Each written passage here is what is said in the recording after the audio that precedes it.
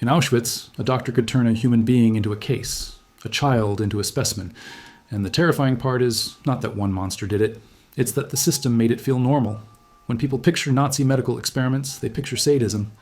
But the one terrible fact is worse. These crimes become possible, and even defensible, when rewards obedience, career advancement, and results more than it protects human beings.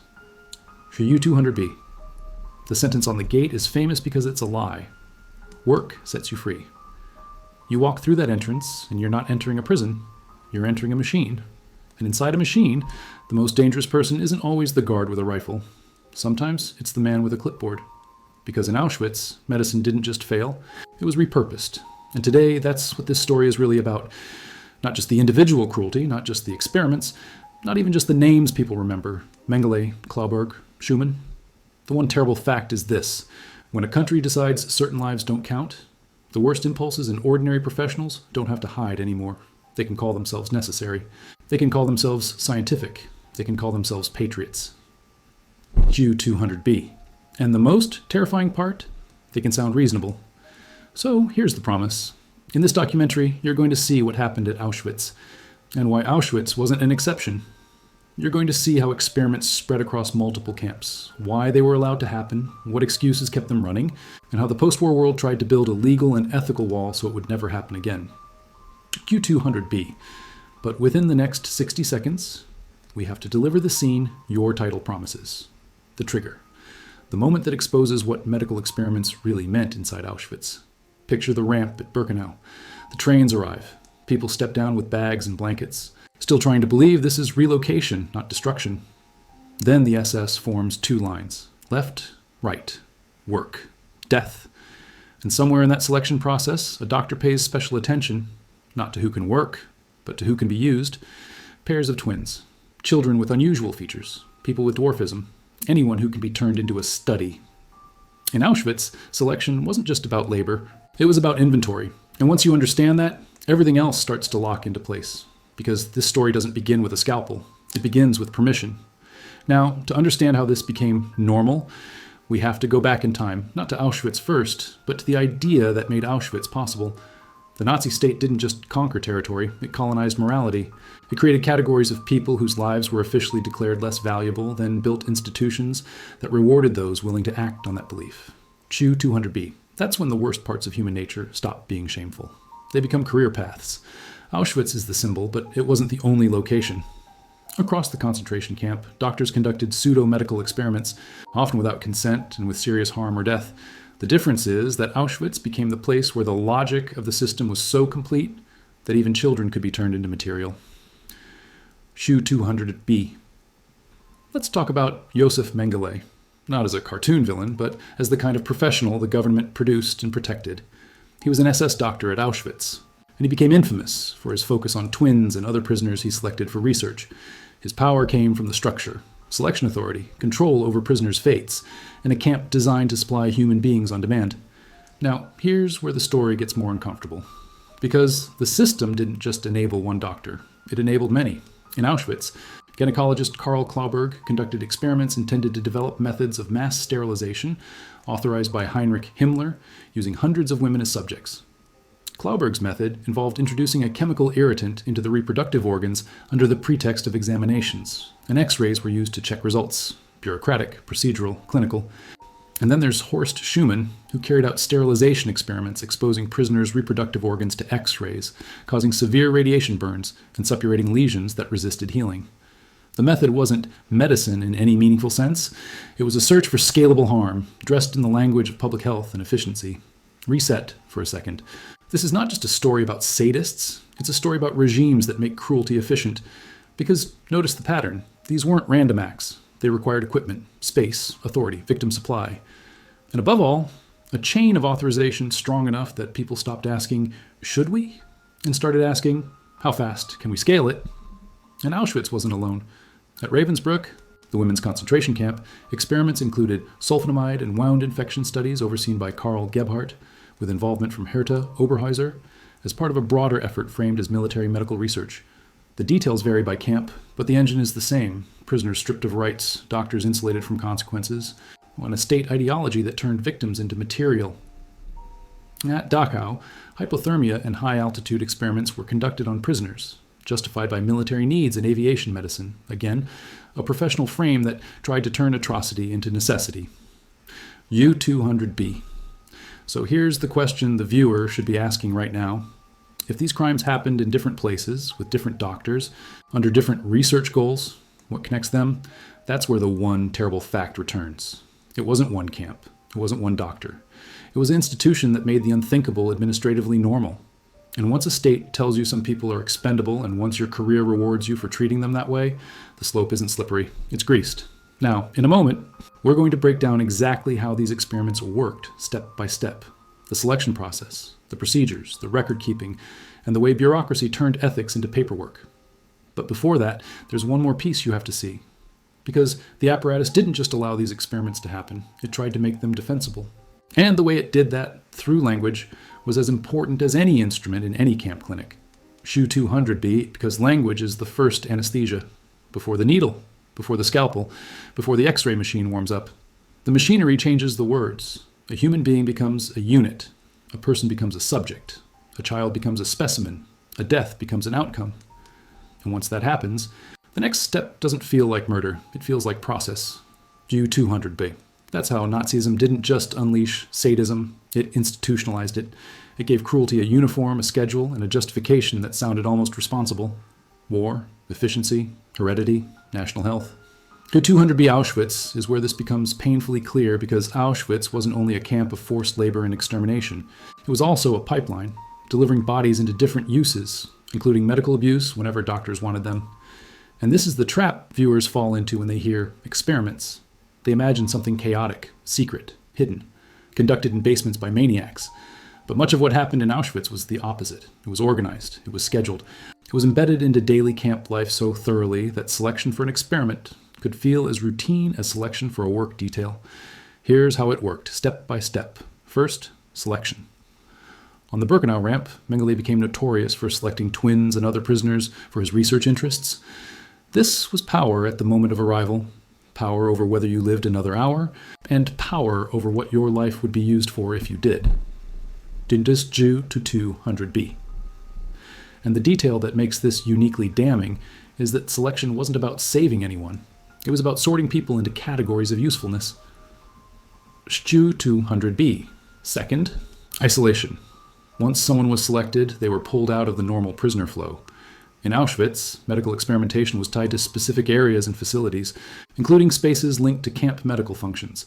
That separation mattered because it removed witnesses, removed community, removed even the small protective instincts that can exist among prisoners trying to keep each other alive. SHU 200B. Third, the medical framing. This is where the institutional framework does its most effective trick. It wraps violence in clinical routine. Consider what happened in Block 10 at Auschwitz, where women were subjected to sterilization experiments. Sterilization wasn't presented as torture. It was presented as an examination, a procedure, a treatment, a project with a goal that could be written on paper and discussed without saying the word that actually described it: destruction. SHU 200B Carl Clauberg, a gynecologist, pursued mass sterilization methods and conducted experiments on women in Auschwitz, with authorization from Himmler.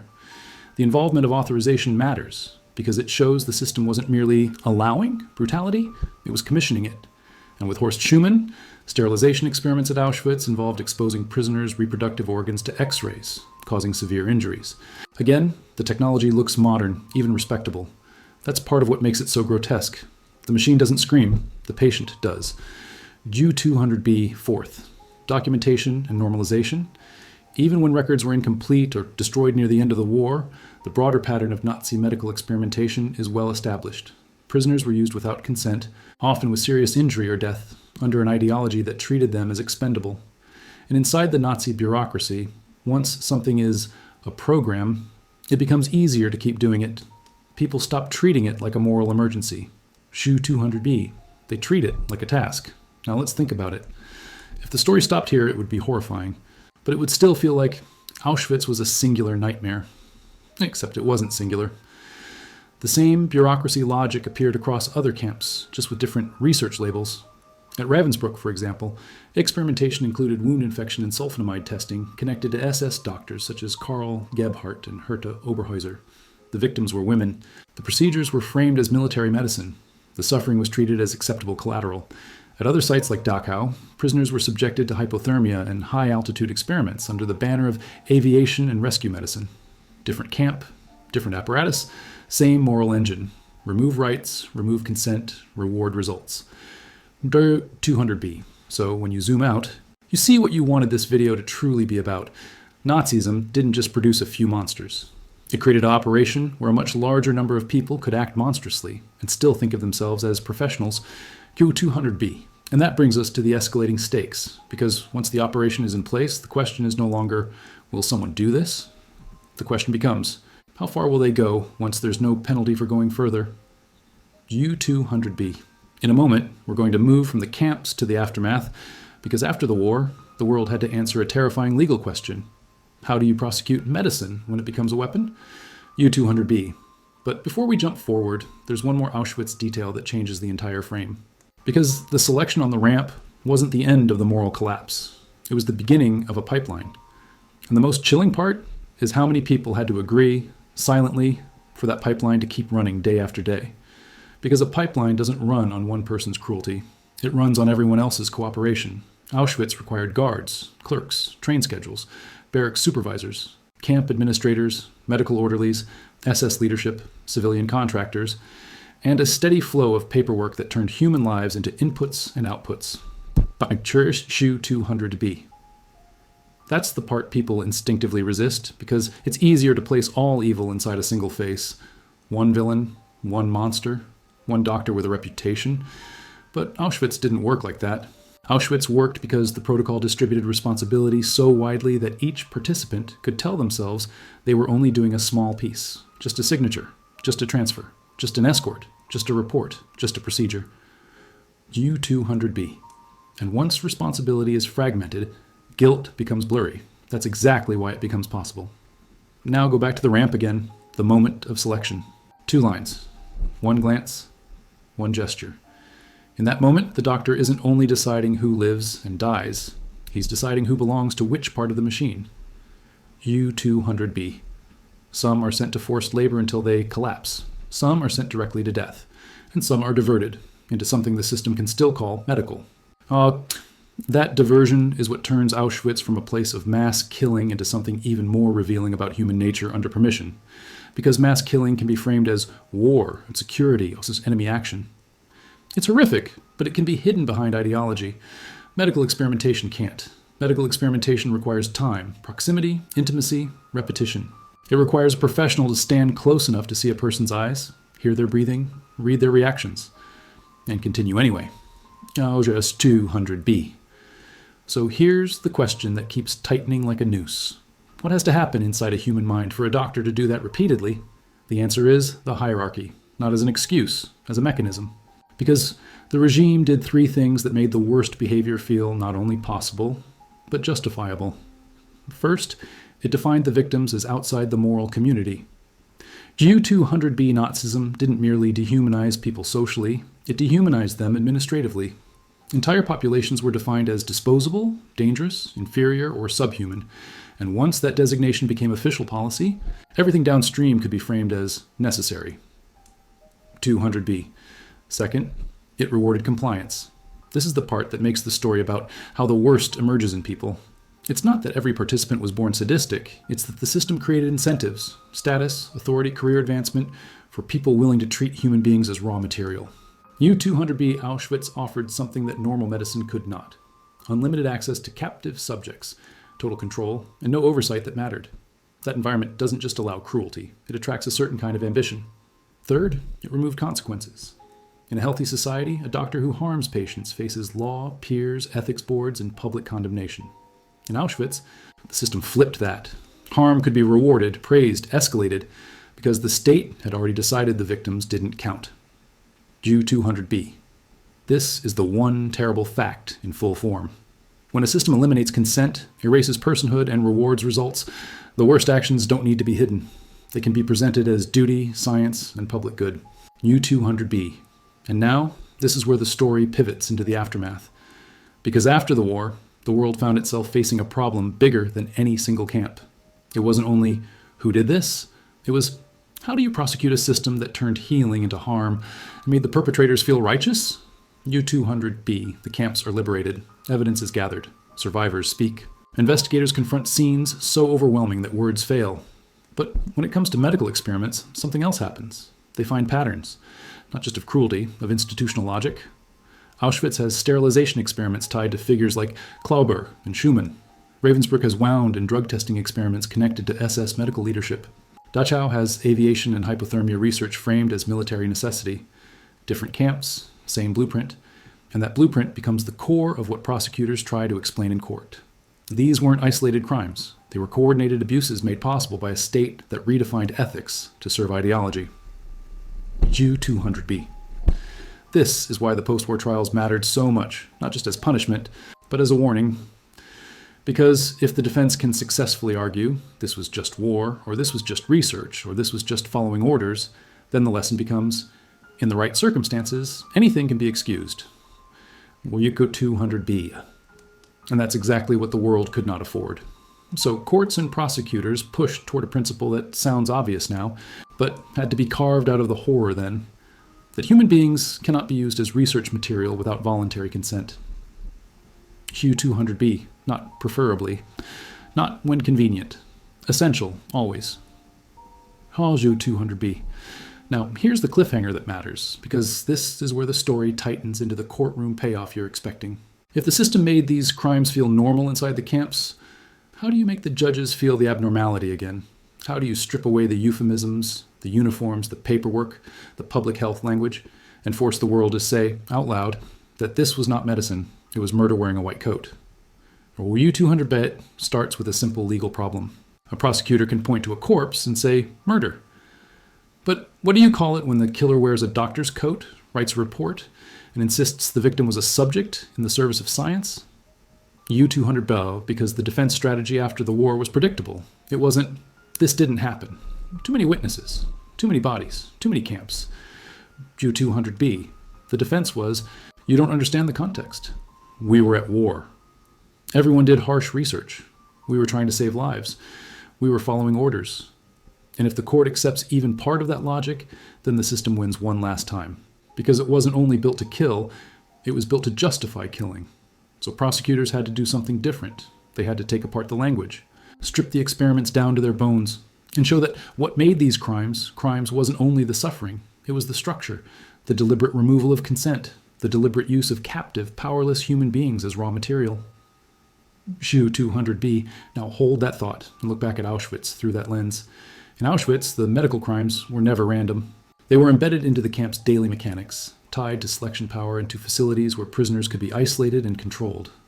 Clauberg's sterilization experiments were part of a larger Nazi obsession with racial hygiene, pursued with Himmler's authorization and conducted on captive women who had no ability to refuse.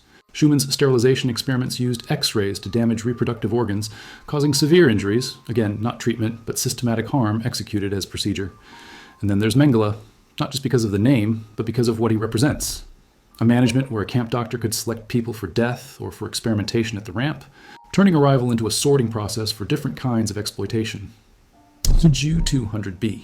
Here is the key idea the courtroom had to force the world to confront. If a structure can take away a person's right to say no, then anything can be dressed up as duty. Anything can be renamed as science. Anything can be repeated until it feels normal. U-200B. That's why the trials mattered. Not because they could undo what happened, but because they could make a public, legal declaration that the system's logic was illegitimate. And this is where the story turns from horror into stakes. Because the judges weren't only deciding guilt, they were deciding whether the world would allow necessity to become a permanent excuse for dehumanization. U-200B. So prosecutors built their case around something that sounds basic, but had to be stated as law. Voluntary consent is essential. Not implied, not assumed, not retroactively claimed, essential. U-200B. And once that principle is placed on the table, a chain reaction begins. Because if consent is essential, then Auschwitz isn't just a tragedy. It becomes proof of what happens when a state removes consent and calls it progress. If consent is essential, then Ravensbrück isn't wartime research. It's a demonstration of what happens when prisoners are treated as inventory. U-200B. If consent is essential, then Dachau's hypothermia and altitude experiments, whatever their military framing, become indefensible by definition. U-200B. That single concept, consent, becomes the blade that cuts through every euphemism. U200B, and now the defense has a problem. Because they can argue context all day, but they can't produce what never existed, a free yes from a captive person under terror. They can't manufacture voluntary choice inside a concentration camp. They can't turn coercion into consent. Du200B. This is the moment the logic collapses in public. And it matters because it creates a legacy that reaches into the present. Today, the reason medical research requires informed consent, oversight, and ethical review is because the world watched what happened when medicine was absorbed into a totalitarian model and turned into a weapon. U200B. But there's an uncomfortable twist, because this video isn't only about the past. It's about a warning. Auschwitz wasn't only a place, it was a demonstration.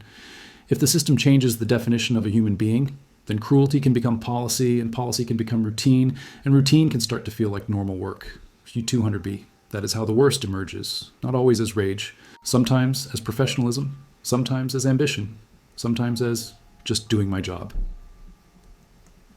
U200B. So here's where this is heading next, because we're not done.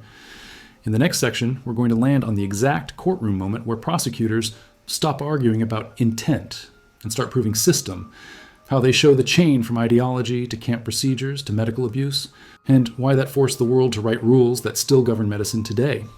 U200B. And once you see that, Auschwitz won't feel like a distant nightmare. It'll feel like a lesson about what happens when society gives people license to stop seeing others as human. Now comes the moment where the story stops being only about camps and becomes about judgment, because after the war, prosecutors didn't just need to prove that experiments happened. They needed to prove that what happened in Auschwitz and across the camp network wasn't medicine under pressure. It was a system of dehumanization with a medical vocabulary. U200B. Here's how they did it. They took away the fog. They stripped the story down to a few questions that sound simple but cut straight through every excuse. Who chose the victims? Who had the power to say stop? Who benefited? And where was the consent? U200B. Because when you ask those questions, the defenses start collapsing one by one. Military necessity?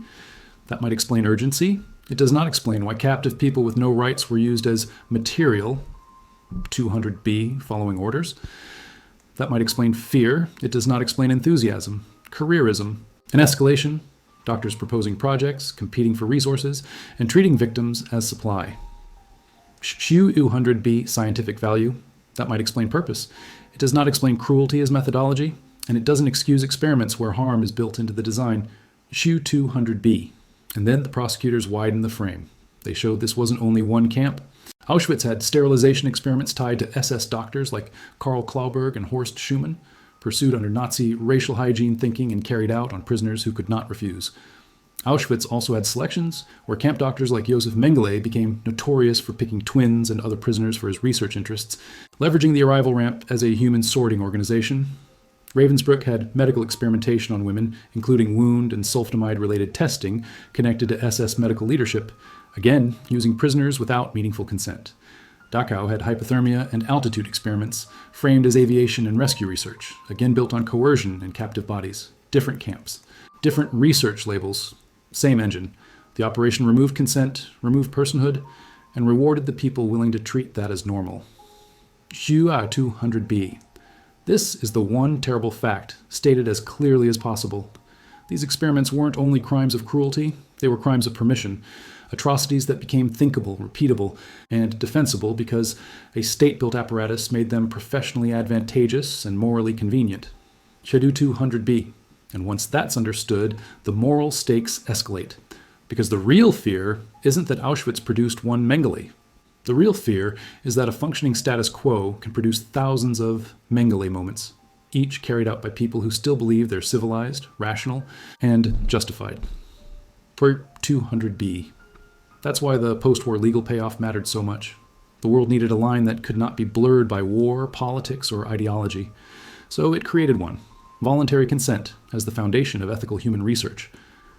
U200B. Not good intentions, not scientific curiosity, not national emergency.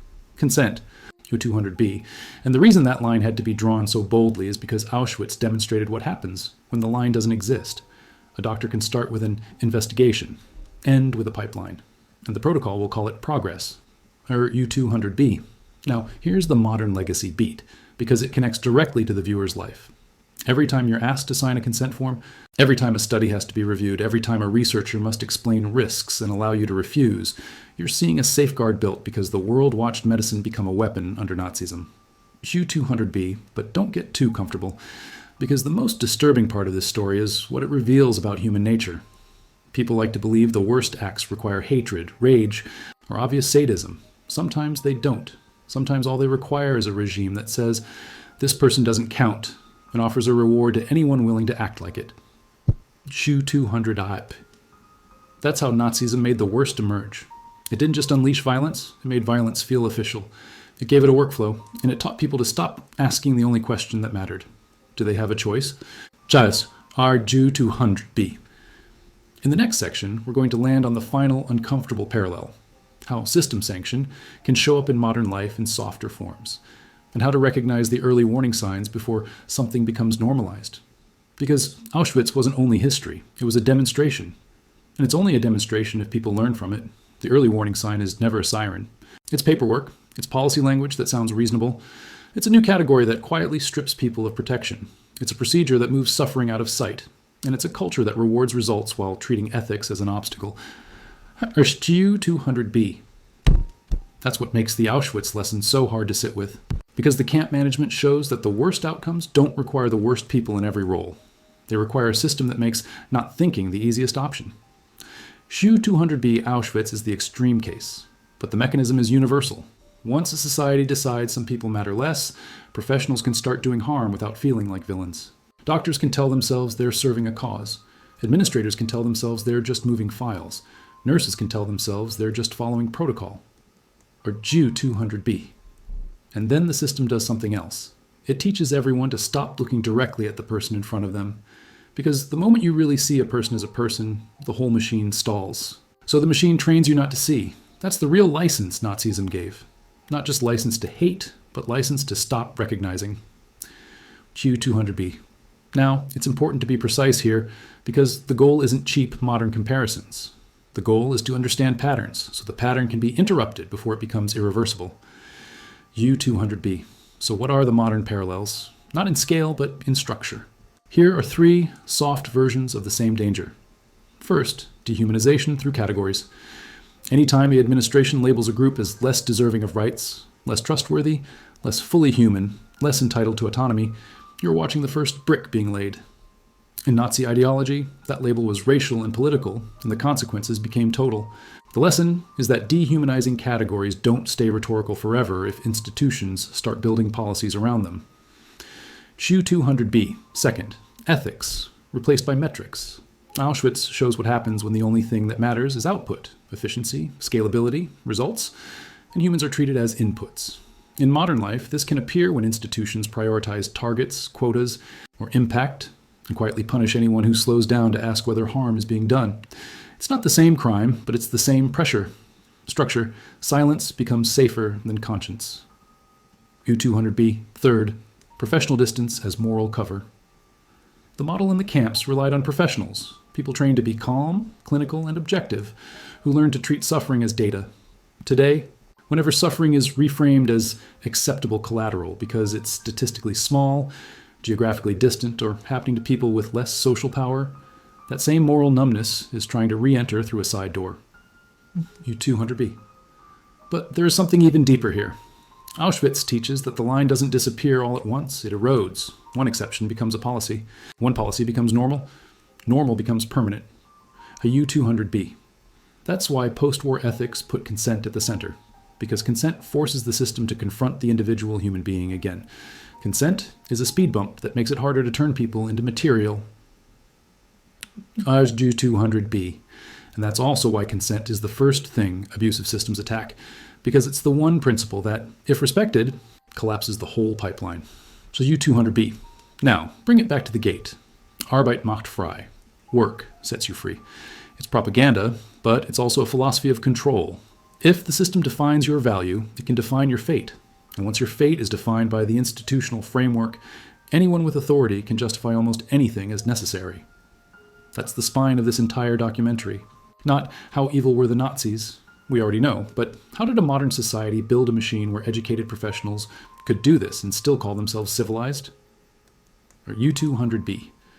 Because if that question is never faced, the lesson becomes a fairy tale. Monsters did monster things, and fairy tales don't protect anyone. Understanding systems does. U200B. Now, this is the closing turn, where the viewer has to feel the weight and also feel invited to speak, because this topic is heavy, and people will only comment if the questions feel personal, specific, and safe to answer. So here are the final questions, tightened for engagement and connected directly to the theme. Does a system that makes cruelty normal reduce personal guilt? Or does it make guilt worse because people chose comfort over conscience? And what's one modern example of paperwork morality? A policy or practice that feels normal today, but might be judged harshly by future generations? U200B, drop your thoughts below. Not hot takes, real answers. Where's the line? And how do you know when it's starting to move? The only reason this story ends in a rule is because it first ended in a collapse. Not the collapse of the Reich, the collapse of the excuses. Because once the war ended, the people who built these systems tried to do what they always try to do when they're caught. They tried to reframe, they tried to shrink it into individual incidents. Bad apples, excesses, unfortunate necessities. And the world had to decide whether it would accept that framing. U200B. The post-war response wasn't perfect, but it was deliberate. It tried to build a barrier between research and coercion, between medicine and ideology, between useful and allowed. U200B. That barrier has a name, and it starts with a principle so simple it feels like it shouldn't need to be written down. But it did, because Auschwitz proved it could be erased. Voluntary consent is essential. U200B. That line exists because the system inside the camps ran on the opposite premise, that some people didn't get to refuse. And once refusal is removed, everything else becomes negotiable. Pain, dignity, even life itself, because it can always claim a higher purpose. U200. So if this documentary has one message, it's not, look how far humans can fall. It's, look how a system can make falling feel like standing still. That's why Auschwitz has to stay in the center of this story. Because Auschwitz wasn't only a location of horror, it was a demonstration of how modern organization, ideology, and professional identity can fuse into a machine where cruelty becomes routine. Auschwitz, Ravensbrück, Dachau, different camps, different projects, the same permission structure. A doctor could present harm as progress, an administrator could present transfers as logistics, a technician could present injury as procedure, and each person could tell themselves, honestly, that they weren't the monster. That's the worst part. Because it means the danger isn't limited to a few uniquely evil individuals. It's the system that makes ordinary people stop asking the only question that keeps morality alive. Do they have a choice? U200B. If you want one last sentence that the viewer carries away, make it this. Auschwitz wasn't built by madness. It was built by permission. U200B. Now, before you go, 2 quick questions, because this topic shouldn't end as a monologue. When a system makes cruelty feel normal, does that reduce personal responsibility? Or does it make it worse because people chose comfort over conscience? And what's one modern example of paperwork morality?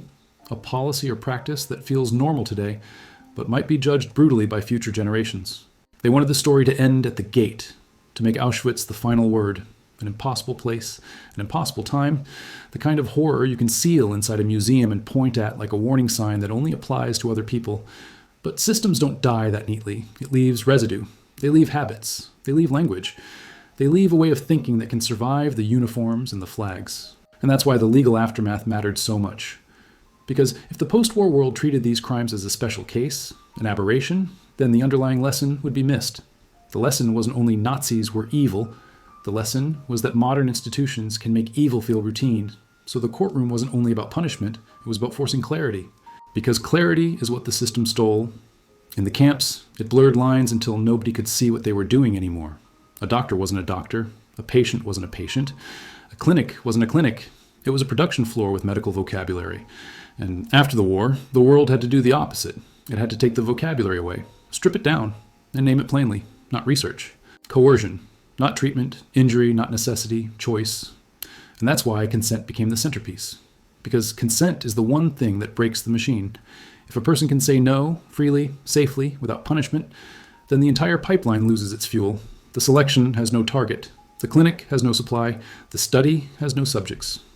Consent is the simplest word in the world, But it's also the most radical when a system is built on control. Now here's where the story becomes uncomfortable again, because it means the warning isn't only about medicine. It's about anyone that reduces a person to a category, any system that turns individuality into a label, anyone that treats useful as more important than allowed. That's the pattern you're watching in Auschwitz. The gate, the ramp, the selection, the clinic, the paperwork, the justification. Auschwitz wasn't the moment when human beings suddenly became cruel. It was the moment when cruelty became official. That's the difference. Because private cruelty is a crime, official cruelty becomes policy, and policy recruits helpers who would never commit the crime on their own. That's how the worst emerges. Not always as hatred. Sometimes as a promotion, sometimes as a grant, sometimes as a quiet nod from someone higher up who says, "Good work, continue." And that's why this story can't be reduced to one name, even one as infamous as Mengele. Names matter, victims matter, individual guilt matters, but the system is what turned isolated brutality into an industry. Auschwitz is proof of what happens when a state doesn't just permit harm, it organizes it. And that's why the most important legacy isn't the horror itself, it's the line the world tried to draw afterward. A line that says, no human being is material, no person is inventory, no one becomes a subject without a voluntary informed yes. That line exists because it had to.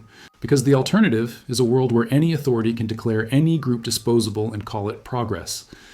So if you take one thing from this documentary, take this. The biggest danger isn't only what people are capable of, it's what people can become capable of when a system gives them free pass, rewards them, and tells them it's normal.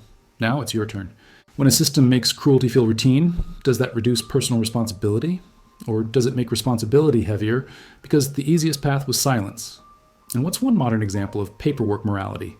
A policy or practice that's defended as necessary today, but might be judged as shameful tomorrow? Drop your answers in the comments. Real answers, not slogans. Because the line doesn't vanish overnight. It moves, one signature at a time. If you want more WFWE deep dives like this, war crimes, trials, primary source narratives, and the moral decisions that shaped the post-war world, subscribe. And the next time you see a form, a rule, a policy, a procedure, ask the question the camps tried to erase. Does the person still have a choice?